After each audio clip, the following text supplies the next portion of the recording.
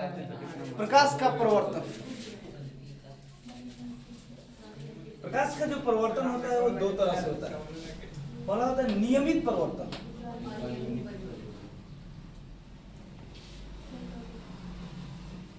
और दूसरा क्या होता है अनियमित परिवर्तन। अनियमित परिवर्तन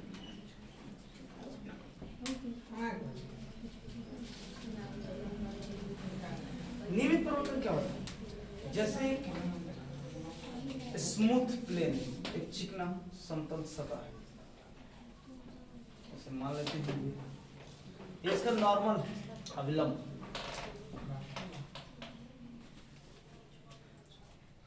और यहां से एक प्रकाश की किरण क्या हो रही है, इंसिडेंट हो रही है, आपतित हो रही है, और यहां से ये क्या हो रही है, रिफ्लेक्ट हो रही है। तो जब प्रकाश की किरणें किसी चिकने समतल सतह पर आपतित होती है तो परिवर्तित होकर पुनः अपने ही माध्यम में लौट जाती है।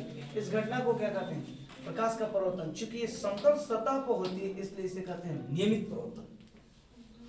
लेकिन अगर यही जो प्लेन हो इस तरह से हो, एक प्रकाश की किरण यहाँ आ रही है, कोई प्रकाश की किरण यहाँ आ रही है, कोई प्रकाश की किरण यहाँ आ रही है, और जब ये परिवर्तित हो रही है तो कुछ ऐसे हो रही है।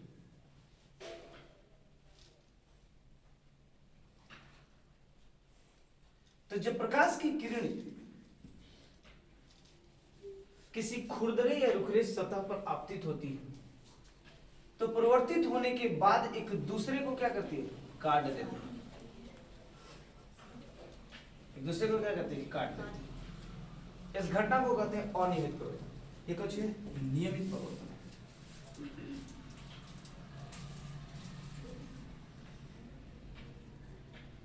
नियमित परिवर्तन, जबकि ये क्या है, अनियमित परिवर्तन।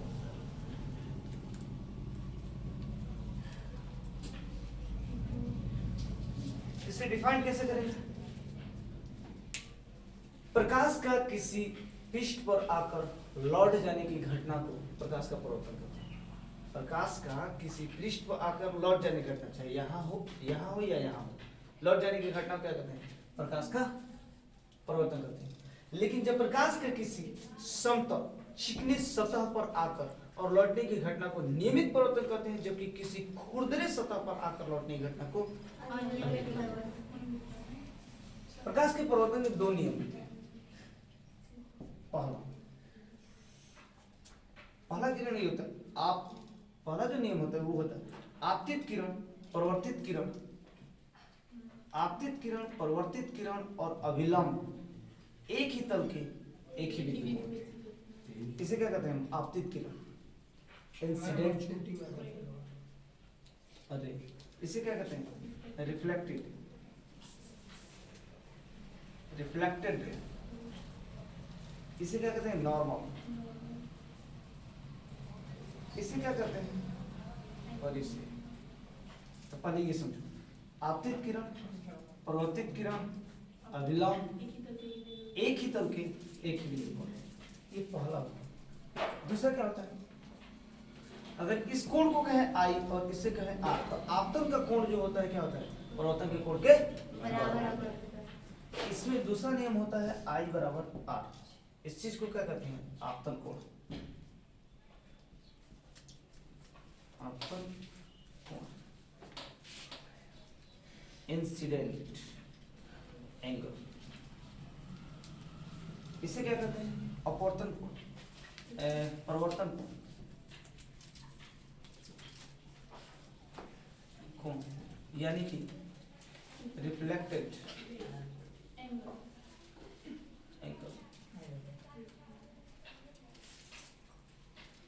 क्या कहेंगे, आपतन का कोण और परिवर्तन का कोण क्या होता है, बराबर होता है। आपतन कोण किसे कहते हैं, आपतन कोण किसे कहते हैं, आपतन कोण। तो कहेंगे कि आपतित किरण, आपतित किरण और ये क्या है, अविलंब है।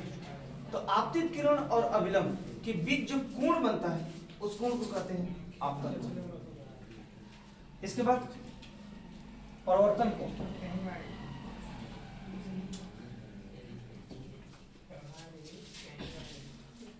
परिवर्तन कोण किसे कहेंगे? परिवर्तित किरण और अविलंब के बीच जो कोण बनता है उसे हम क्या कहते हैं? परिवर्तन।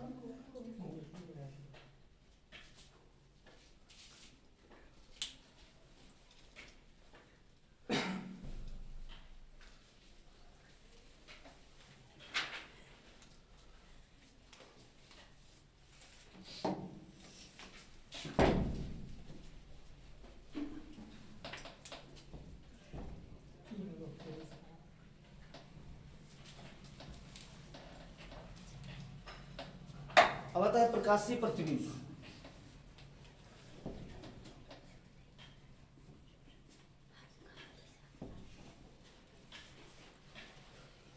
प्रकाशीय प्रतिबिंब ये दो प्रकार का होता है, कौन कौन है?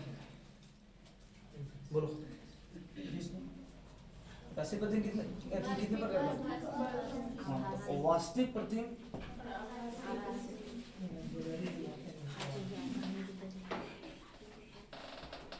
और दूसरा होता है आभासी प्रतिबिंब।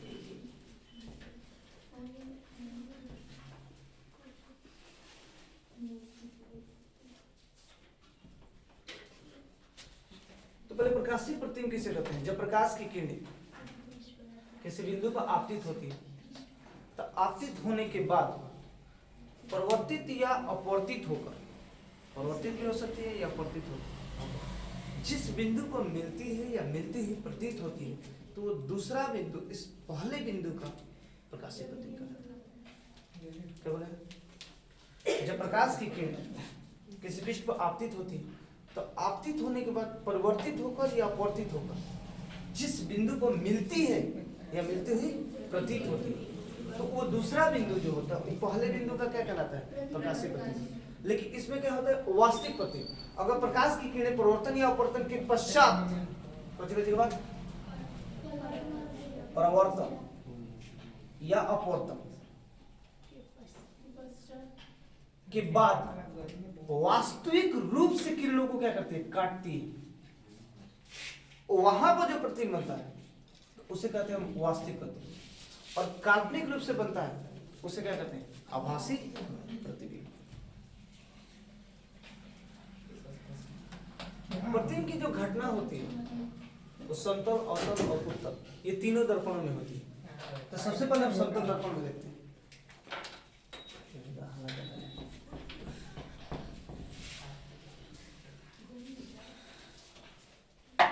समतल दर्पण द्वारा प्रतिबिंब का बनना।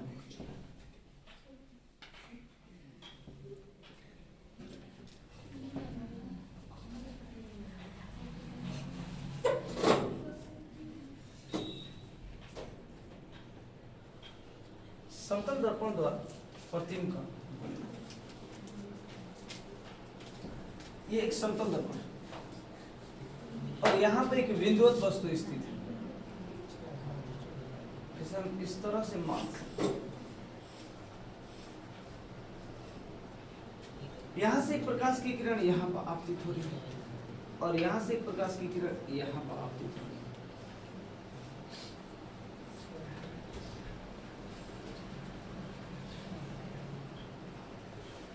जो परिवर्तित होकर इधर निर्गत हो जाती है। मान लेते हैं कि P बिंदु से एक प्रकाश की किरण जो होती है वो एमएन एक समतल दर्पण पर क्या होती है? आपतित होती है। चूंकि इसका पहला ऊपरी पृष्ठ जो होता है क्या होता है? स्मूथ होता है, चिकना होता है, जिसके चलते प्रकाश की किरण क्या होती है? रिफ्लेक्ट हो जाती है और ये इस दिशा में निर्गत हो जाती है। और दूसरी प्रकाश की किरण क्या हो रही है? अगर किसी ए बिंदु पर मान लेते हैं आपतित होती है तो दूसरी प्रकाश की किरणें क्या होती है? बी बिंदु पर आपतित होती है जो रिफ्लेक्ट होकर इधर चली जाती है। ये दोनों किरणें जो होती है दोनों रिफ्लेक्टेड किरणें, दोनों रिफ्लेक्टेड किरणें एक दूसरे को आभासी रूप से क्या बनती है? क्यों?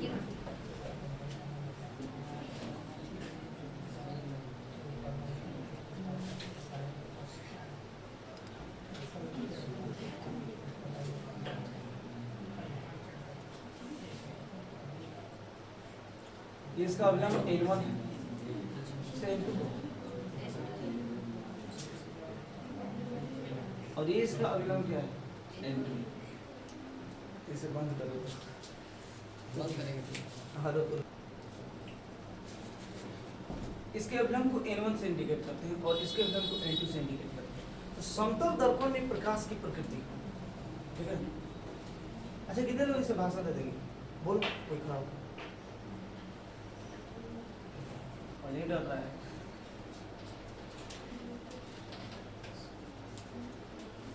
कहेंगे P एक बिंदुवत वस्तु है जिससे प्रकाश की दो किरणें चलती हैं। पहली किरण A बिंदु पर और दूसरी किरण B बिंदु। A पर आपतित होने वाली प्रकाश की किरणें परिवर्तन के पश्चात इस दिशा में निर्गत हो जाती है और दूसरी किरण क्या होती है? B पर आपतित होती है जो परिवर्तित होकर T दिशा में क्या होती है? निर्गत हो जाती है। दोनों परिवर्तित किरणों को जब आभासी रूप से पीछे की तरफ बढ़ाया जाता है तो P को मिलता हुआ प्रतिबिंब, जहां पर P बिंदु का आभासी प्रतिबिंब G बिंदु को होता है। अगर ये इसका आपतन कोण है और ये इसका क्या है? परिवर्तन कोण। ये इसका आपतन कोण I डैश है और ये इसका परिवर्तन कोण क्या है? R डैश है, ठीक है। तो इसके कुछ गुण उत्पन्न होते हैं यहाँ से, ठीक है। पहले इसे हम कहेंगे कैसे, चाहे भाषा लिखेंगे कैसे? कहेंगे कि P एक बिंदुवत वस्तु जिस पर प्रकाश स्रोत को रखा गया है। इससे प्रकाश की दो किरणें चलती हैं। पहली किरण P से A बिंदु पर आपतित होती है, चूंकि चिकने समतल सतह पर आपतित होती है इसलिए परिवर्तित होकर A से इस दिशा में निर्गत हो जाती है। जब इसे आभासी रूप से पीछे की तरफ बढ़ाते हैं तो Q को मिलता हुआ क्या होता है? प्रतीत होता है। दूसरी किरण P से B बिंदु पर आपतित होती है और चूंकि चिकने समतल सतह पर पड़ती है तो परिवर्तित होती है, परिवर्तित होकर अपने ही माध्यम में जाती है और T दिशा में क्या होती है? निर्गत होती है। जब हम इसे आभासी रूप से पीछे की तरफ बढ़ाते हैं तो कहाँ पर मिलता हुआ प्रतीत होता है? T को मिलता हुआ। इस तरह दोनों परिवर्तित किरणें, दोनों ये परिवर्तित किरणें आभासी रूप से कहाँ पर मिल रही है? T पर, जहां पर P का आभासी प्रतिबिंब बनता है। N1 और N2 जो है A और B पर डाले गए दो अभिलंब हैं। यदि इस A पर का आपतन कोण I और अपवर्तन कोण R A के लिए अगर देखा जाए तो इसका आपतन कोण क्या है? आपतन कोण I और परिवर्तन कोण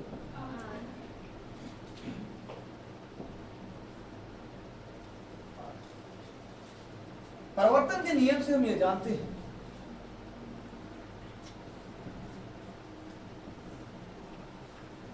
कि आपतन का कोण जो होता है वो परिवर्तन के कोण के क्या होता है? बराबर होता है। अगर ये I है तो पढ़ लो, ये अभिलंब है ना, यहां से इस पर कितना डिग्री का कोण बनेगा? 90। जब ये यहाँ पर 90 डिग्री का कोण बनेगा तो इसका कोण कितना होगा? अगर पूरा ये 90 डिग्री है और ये तुम्हारा I डिग्री है तो ये कितना बनेगा? 90 डिग्री माइनस I। ठीक इसी तरह ये कोण अगर देखा जाए तो ये कोण इस कोण के बराबर है।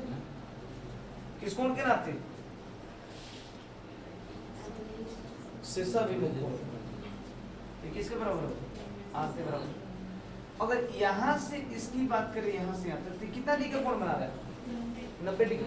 अभिलंब है इसलिए अभिलंबक पृष्ठ पर लंब होता है। अभिलंब किसे कहते हैं? तो किसी पृष्ठ पर लंब खींचा जाए तो उसी को कहते हैं अभिलंब। तो ये कितना एंगल बना रहा है? ये यहाँ से यहाँ तक जब ये R है तो ये कितना होगा? 90 डिग्री माइनस R।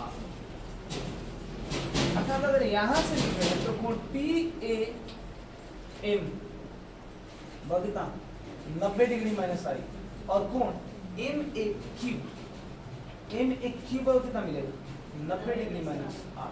चूंकि हम ये जानते हैं क्या कि I जो है वो R के बराबर है, इसलिए हम लिखना चाहते हैं तो कोण PAM जो होगा वो बराबर हो जाएगा कोण MAQ, यानी कि हमारा ये कोण इस कोण के बराबर होगा। वस्तु जो थी बिंदुवत थी तो प्रतिबिंब भी बिंदुवत ही बना। तो ये जितना एंगल यहाँ बना रहे तो ये जितना दूरी को ये चूंकि ये इस पे समानांतर है, माने समानांतर क्या कहते हैं? इसी बिंदु पर है।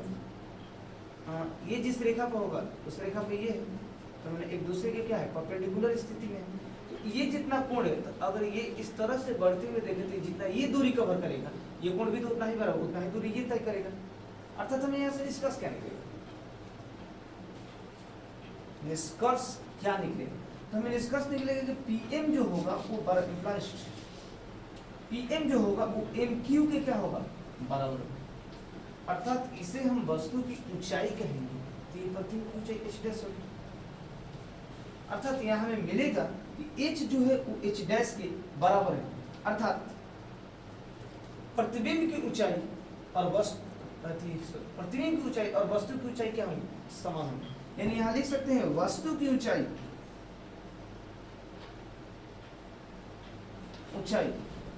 बराबर क्या है? प्रतिबिंब की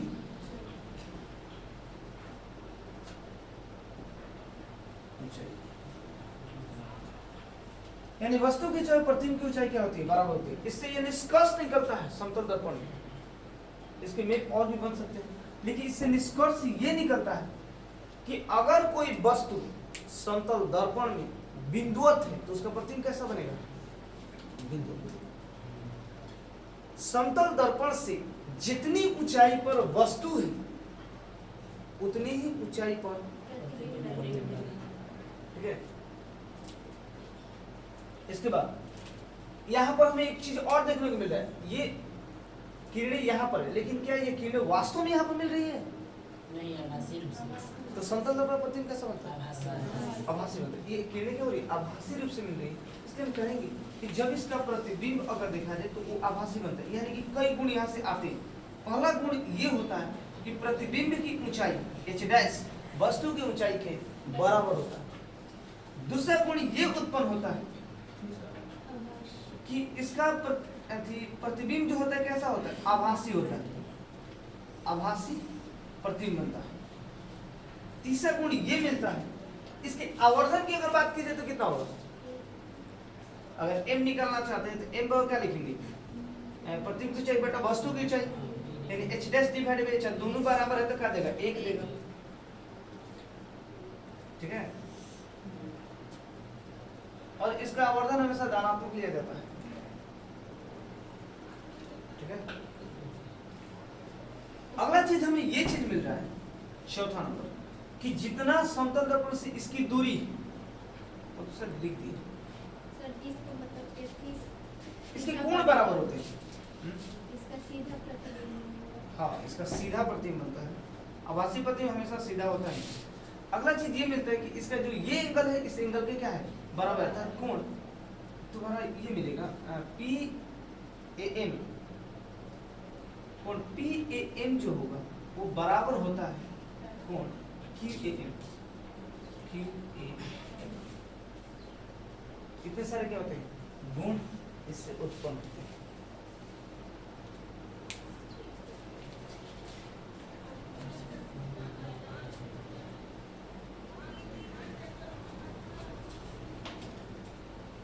इसमें एक और चीज होता है कि जितना आगे प्रतिबिंब होता है, ऐसे समझ सकते हैं। अगर मान लेते हैं कि समतल दर्पण यहाँ पे व्यक्ति एक वस्तु, तो अगर यहाँ से यहाँ तक की इसकी दूरी d है तो बिल्कुल उतनी ही दूरी पर क्या होता है? इस वस्तु का प्रतिबिंब बनता है समतल दर्पण के लिए। अगर इस प्रतिबिंब को हम x दूरी पीछे ले जाते हैं, x दूरी अगर हम पीछे यहाँ वस्तु को लेके चले जाए, वस्तु x दूरी पीछे ले जाते हैं तो इसका प्रतिबिंब भी क्या होता है? x दूरी पीछे बन जाता है।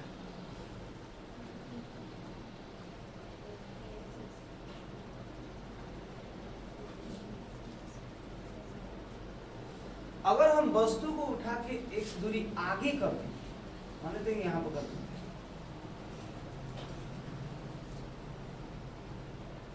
तो अगर यहाँ से यहाँ तक की दूरी अगर देखा जाए तो अगर x दूरी आगे की है तो ये कितना हो जाएगा? d माइनस एक्स दूरी। तो यह प्रतिबिंब भी क्या होता है? उतना दूरी आगे क्या होता है? आ जाता है। इसका d माइनस एक्स हो जाएगा। यही अगर कोई दर्पण है, अगर हम जितना स्पीड से दौड़ है तो उसमें अगर देखेंगे तो डबल स्पीड से दौड़े, यानी कि कोई वस्तु जो है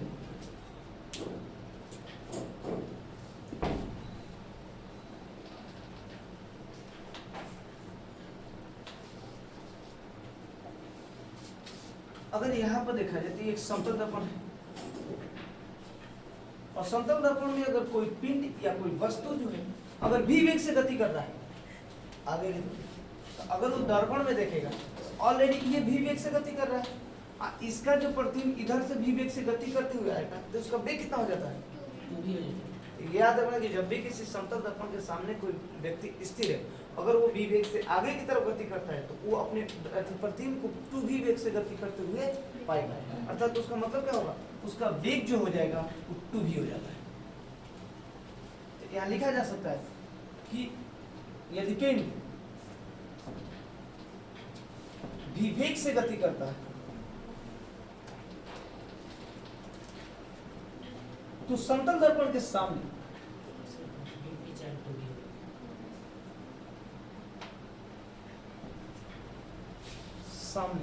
वो अपना वेग टू भी वेग पाएगा, या टू भी वेग से गति करता हुआ देखिए।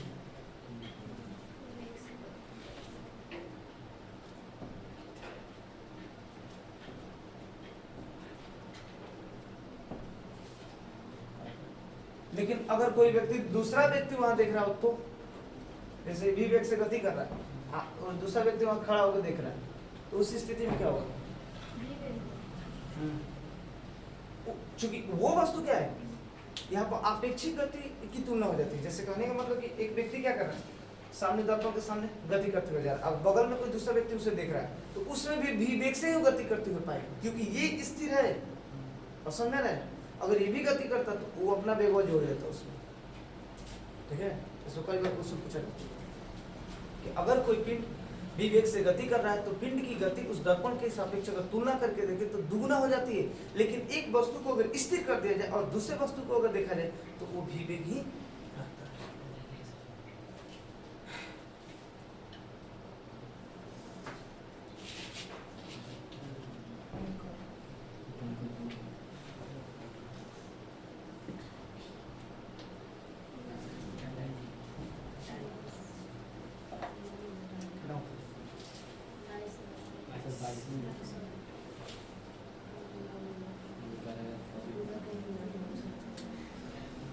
समतल दर्पण में प्रकाश की किरणों का विचलन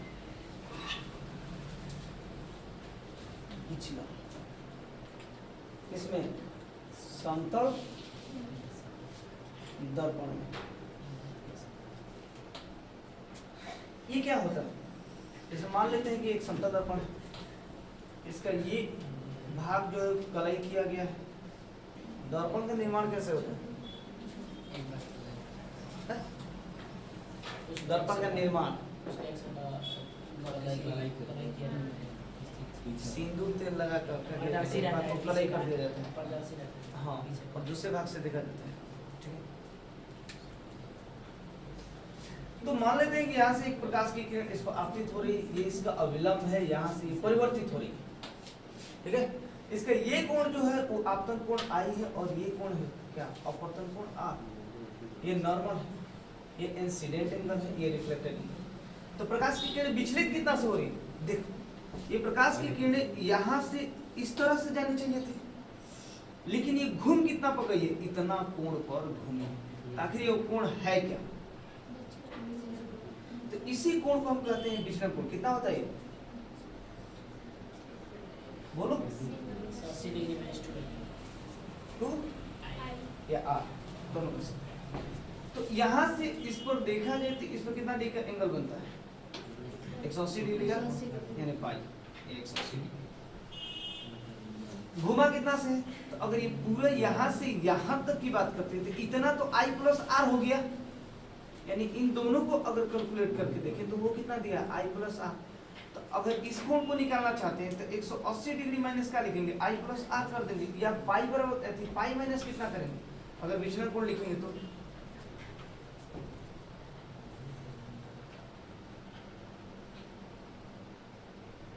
पाई माइनस कितना लिखेंगे हम आई प्लस आर लिखेंगे। अब चूंकि हम लोग परिवर्तन के नियम से यह जानते हैं कि आई जो होता है वो आर के बराबर होता है, तो या तो आई के जगह आर भरे, नहीं तो आर के जगह आई भरे। तो अगर यहाँ से भरेंगे तो पाई माइनस आई प्लस आई मिलेगा, अर्थात पाई माइनस कितना होगा 2i। एक और इसका विचलन को जिसे हम ये भी कर सकते हैं पाई माइनस 2r, या 180 डिग्री माइनस 2i, या लिख सकते हैं 180 डिग्री माइनस 2। आप 180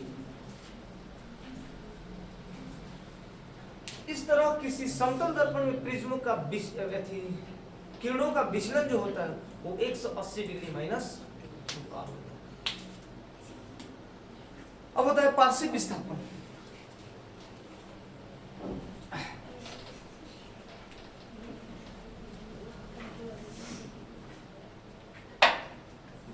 पार्श्विक विस्थापन क्या होता है? जब किसी समतल दर्पण के सामने कोई व्यक्ति खड़ा होता है तो उसका दायां हाथ जो होता है वो बाएं तरफ दिखता है, बाएं तरफ, बाएं हाथ की तरफ नहीं, बाएं तरफ, और समझ रहे? और दायां हाथ जो होता है क्या होता है? बाएं की तरफ दिखता है। यह घटना ही क्या कहलाता है? पार्श्विक विस्थापन कहलाता है। अगर केमिस्ट्री में इसे पढ़ा जाए तो कायरलता का सिद्धांत कहा जाता है। जैसे एक भाग जो होता है, जैसे ये पंजा, इस पंजे पर अगर समतल दर्पण के सामने जाते हैं तो ये पंजा इधर वाले पंजे पर अध्यारोपित होता है। अगर अध्यारोपित हो गया तो कायरल कहलाता है। एक नया चीज कायरल। अगर मान लो ये भाग है समतल दर्पण रखते हैं, उधर वाला इस भाग को लेता है, क्या कहलाएगा? कायरल। खैर इस फिजिक्स की भाषा में हम क्या करते हैं, जब हम इसके समतल दर्पण के सामने खड़े होते हैं तो हमारा दायां हाथ बाएं हाथ की तरफ, बाएं हाथ दाएं हाथ की तरफ, इस घटना को ही क्या कहते हैं? पार्श्विक विस्थापन। अब रन देखते हैं।